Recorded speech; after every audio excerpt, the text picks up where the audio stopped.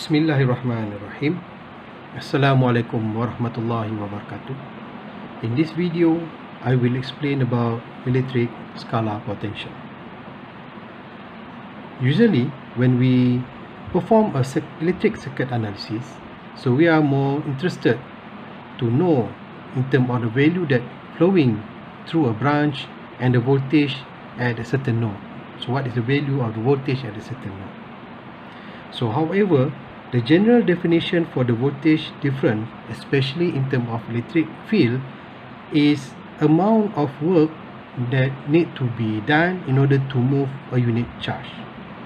And whenever we have moving a charge, so it will be affect our electric field, and the variation of the electric field will be associated with certain value of potential or voltage difference. So therefore, how can we relate a variation of electric field to a voltage difference? So let's consider a simple case as shown in this figure. So in this figure, so let's assume that we have one area of electric field intensity, and the electric field direction is on a negative y direction. If we put one charge inside that particular field, and that particular charge will be influenced, or we will experience some value of force that we call it as an electrical force.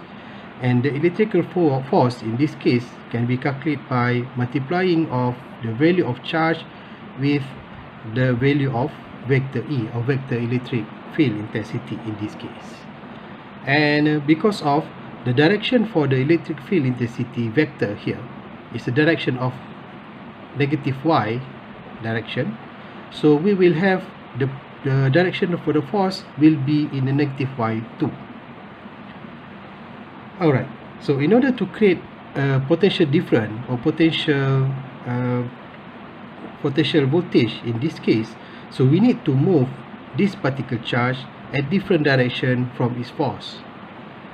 So let's say we will apply some external force to the this particular charge, so that the particular charge will be moved at a constant speed and at direction of positive y. Whereas in this case, so we are considering as electrostatic case.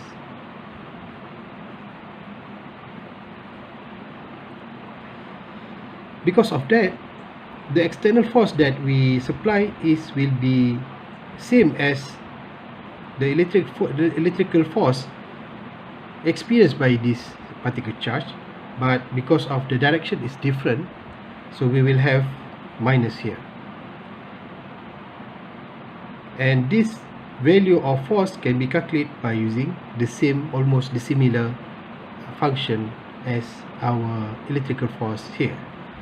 But since we have a different direction, so we will have sign of minus in the front of the equation. So let's say when we apply this external force, so basically the charge will be moved from one point, so let's say from point A to point B here.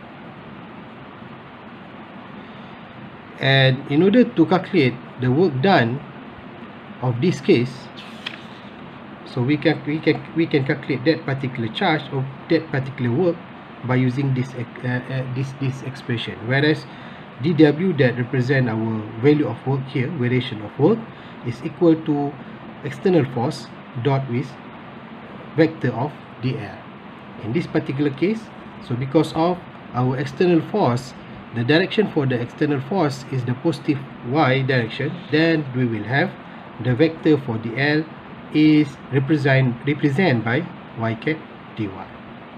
When we put all the value together, then we will have the work done to move that particular charge from one point to another along y-axis is given by this expression. Alright, so based on previous definition, so differential electrical potential, or dV, is given by this equation, whereas dW divided by the value for the Q. And as we derive yearly, then we will have the equation for dV is equal to minus vector of E, whereas represent electric field intensity, dot with vector for dl that represent the direction of the force applied. Okay. As shown in the previous equation, so we will have dV is equal to minus vector E dot vector dl. And this dV is defined as potential difference between any two points. So let's consider the 2 points is defined as P2 and P1. And in order to solve this equation, then we need to integrate both parts from P1 until P2. Then we will have, in order to solve this equation, then we will have V21 represent the potential difference that exists in a point 2 until point 1 is equal to V2 minus V1, and this expression can be solved by using this integration process.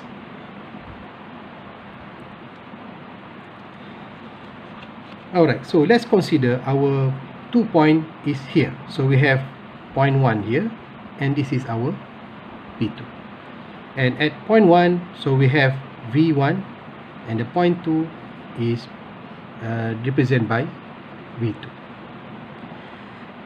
Because of the potential difference in this case is exists in a scalar quantity.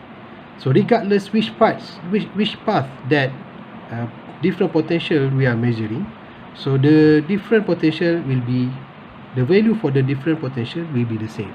So regardless we are choose to measure or to calculate the potential difference by using the path 1, or either using the path 2, or either we are using by using path 3. So this concept is similar like what we have in an electrical circuit. So let's consider, so this is our first node that represent P1 in a field component, and this point is represented by P2 as shown in our field perspective. So regardless which branch that we are using in order to measure the potential difference between point V1 and V2, so we will still get the same answer, regardless we are measuring the difference by using this line, for example, or either by using this branch, or either by using this branch as well. Then we will get the same answer as what we have here. So we will have the potential difference between point 1 and point 2 is defined as this one. So V21 is equal to V2 minus V1, and basically the voltage difference is same regardless which path has been chosen. And what will happen if we move, okay, for example, from P1 and to the P2, so by using the first path here, and then we going back to the P1 from the P2 by using the second path. So because of we have the value for the potential difference is the same, so regardless with path that we are choose, if we go from P1 to P2 by path 1, for example, and we return from P2 to P1 by using the different path, either path 2 or path 3, so we will have the total potential difference is equal to 0, because of our potential difference is the same regardless which path that we are choose. And by performing this operation, actually it's similar like what we have as a closed counter. In a closed counter, so we have operation like this one. So in closed integration of C for the counter, so E dot dl is equal to 0, and this is complied that with the law that we have been studied before, so which is KVL or Kirchhoff voltage law, whereas in this KVL it states that the total voltage across one closed circuit is equal to 0. It's something like we have this complete circuit like this one. So we have one source of voltage, for example, and then we might have a different or several numbers of resistance to represent the load in a closed circuit. And then if we add all the potential across each element, then we will have the total voltage across one closed circuit is equal to, or one complete circuit is equal to 0 volt. Previously, we have been introduced into Stokes theorem. So whereas inside this Stokes theorem, so we have one expression that said surface integration del cross with E dot ds is equal to closed integration for counter E dot dl. And because of previously this expression, whereas the closed integration of a counter E dot dl is equal to 0, so we will have the same solution as well for the right side for this particular theorem. Then we will have surface integration del cross with E dot ds is also equal to 0. And by assumption that, so we will have this expression is not equal to 0, so that means in this particular expression we will have this expression as equal to 0, then we will have del cross with E is equal to 0. And this expression is fulfill second Maxwell equation dedicated for electrostatic.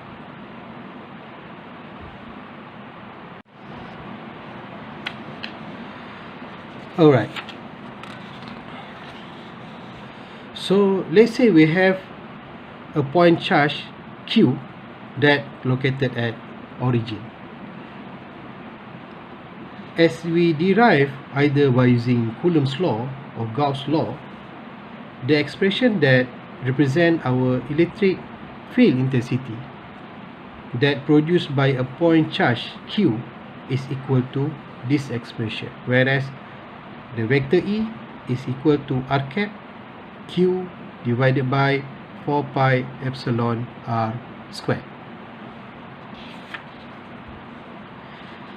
So let's say we want to calculate the potential difference between 2 points, okay, let's say from r into infinity for this particular particle charge. So we can find that the potential difference in this case, so by using the previous equation, whereas we have V is equal to negative vector of E dot dl. In this case, so the 2 point that has been decided here, or that 2 point that has been assumed here, is from infinity to r. So because of in a point charge perspective, so we will use a spherical coordinate system in this case, then the expression that represent our vector dl here is equal to r cap dr. If we put all elements together and we solve this integration process, then we will have the value for the voltage between r into infinity is expressed by using this expression. So whereas Q divided by 4 pi epsilon r. Normally in electrical circuit, so we will choose ground as the reference voltage with the value of 0 volt. But normally in a field, so the reference potential point is equal to infinity, whereas in this infinity, at the point of infinity, the voltage of that point is equal to 0 by referring into this expression. Whereas we can replace the value of r with infinity, then we will have the V at infinity is equal to 0.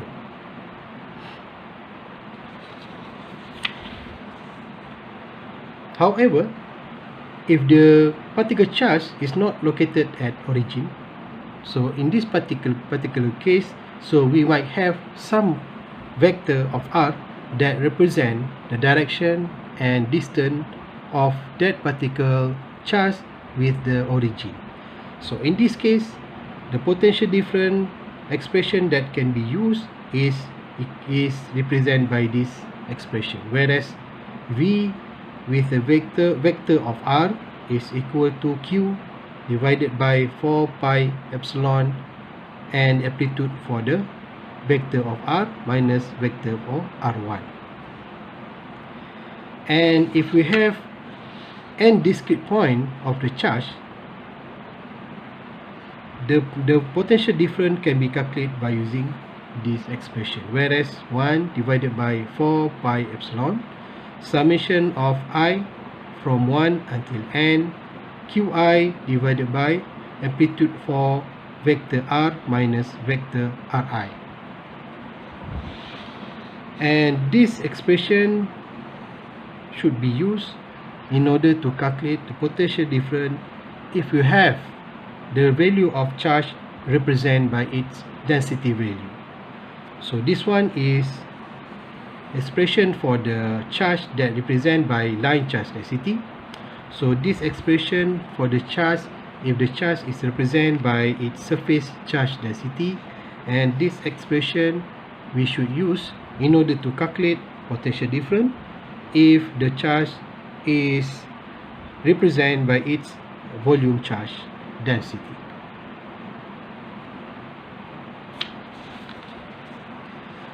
And since we have expression of dv is equal to minus vector of E, which is represent our voltage which is represent our electric field intensity, dot with vector of dl, which is represent of the direction. And if we refer back to the concept of gradient of scalar here, so we have one expression that what we call it as a directional derivative. In this directional derivative, so we have a general expression that given by this expression. So we have dt, so this one we call it as a gradient of t is equal to del t dot vector of dl. If we compare to if we compare both equation, so the equation 1 and the equation 2, so we will have the vector of E, which is our electric field intensity, is equal to minus del dot V. Okay. In order to prove your understanding towards the topic that we have been discussed just now, so please prove the voltage at potential point of infinity in the electric field is equal to 0 volt. So please submit your answer by using your own handwriting. Please provide your name and your matrix number in the answer. Scan your answer and submit it through ULEarn.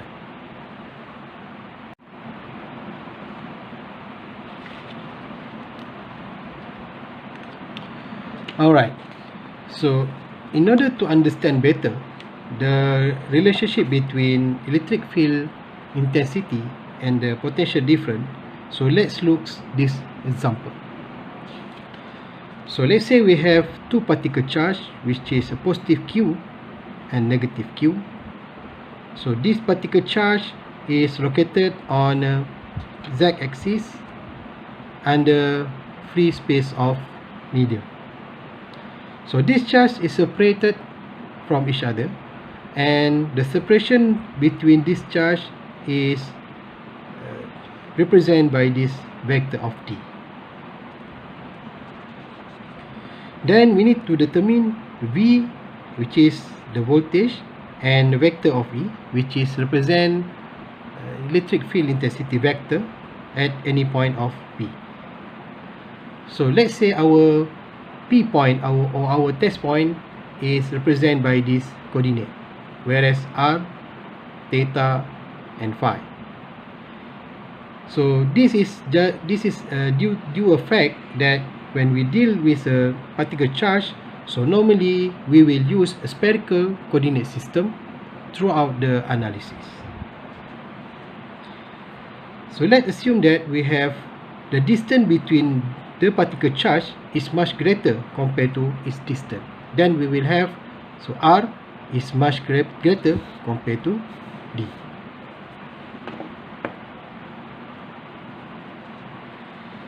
So let's sketch a vector that represents direction and distance between our charge and our test point. So the distance and direction of between the first charge and the test point is represented by this line, which is represented by r1. And the distance between our second charge, which is negative q, and our test point here is represented by this line or this vector r2. And this test point is represented by this vector or this line to represent the direction and distance between our test point and our origin. So in order to calculate the potential difference that created by that particular charge, so we need to use this expression as I mentioned just now. The expression for V is equal to 1 divided by 4 pi epsilon naught, summation of I is equal to 1 until n, Qi divided by amplitude of r vector minus r vector I. If you put all the information together, so let's consider our first charge, for example. So the value for the Qi is positive q, and the amplitude of the vector that represent our distance between the charge and the test point is given by r1. So that's why in this case, so we have q divided by ri or r1. Same goes to the second charge. So the value of q is equal to minus q, and the distance between our second charge and this test point is given by r2. So that's why we have minus q divided by r2. If you solve this equation, then we will have the potential difference is expressed by using this general equation. So in order to solve this, so we need to refer our condition again, whereas our r is much greater compared to d. If we have this condition, then we will have these three lines having almost similar amplitude, and the result for this operation, so which is r1 multiplied with r2, will be almost similar to the r squared. Then we will have r1 r2 is equal to r squared. If we look into this setup, and if we had draw a straight line from this positive q charge to the line that represent distance and direction between our second charge and the test point, so we will have this line, whereas this line have 90-degree angle or perpendicular to this line. Then we will have a small triangle here, with assumption that the angle between this vector and this vector is equal to theta. Then we will have the length from our point of second charge to the cross-section point between this line and this vector. So we will have the length for this line is equal to d cos theta, whereas the d is represent the amplitude for this vector, and the cos theta is represent the angle on this on this side. Then we will have R2 minus R1 is equal to d cos theta. If we put all the values together into the expression that we have here, then we will have our expression that represent the voltage potential is equal to Qd cos theta divided by 4 pi epsilon naught r squared, and the unit for this particular expression is a voltage.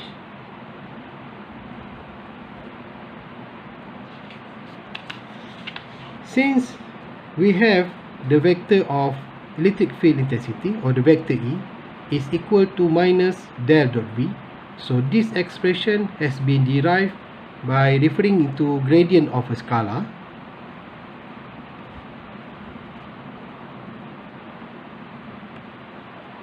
Then we can find the expression for that represent our vector E if we have the value of V here. So this expression can be expanded into this expression, whereas we have vector of E is equal to minus, so this is the minus sign, r cap dv divided by dr plus theta cap 1 divided by r dv dot theta plus phi cap 1 over r sin theta dv per d phi. So this expression you can find by looking into that operator of involved in a spherical coordinate system. If we replace this v by using this expression, and if you solve that particular operation, then you will have the answer of that represent, or the equation that represent our vector of E is equal to this one. So Qd divided by 4 pi epsilon naught r power of 3 multiplied by r cap 2 cos theta plus theta cap sin theta, and the unit that represent this expression is voltage per meter.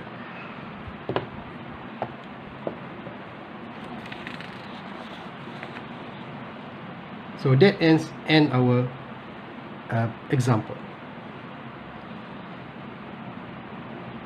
And as we have been learned before, so we have a relationship between our electrical flux and electric field intensity, whereas the vector of D that represent electrical flux density is equal to epsilon multiplied with vector of E, whereas this vector is represent electrical field intensity. And by referring into differential form of a Gauss law, so we have vector of del dot vector of D is equal to rho v, whereas this rho v is volume charge density. Then we will have another expression that represent as this one. So our vector of del dot vector of E is equal to rho v divided by epsilon. And with the fact of minus vector del dot v is equal to vector of E, if we replace the expression E here by using this expression, then we will have del dot v is equal to minus rho v divided by epsilon. And the solution for this one will be like this. So del squared v is equal to rho v divided by epsilon. So this expression is a Poisson equation, and if the volume contain no free charge, then we will have the value for this side is equal to 0. Then we will have del squared dot v is equal to 0, and this is what we have been learned in Laplace equation in the topic of vector calculus. So that's all for now. So I hope that you understand. So should you have any question, so please do not hesitate to ask for further explanation. And please do remember to submit your exercise as I given just now through Ulearn. Alright, good luck and see you again. Thank you.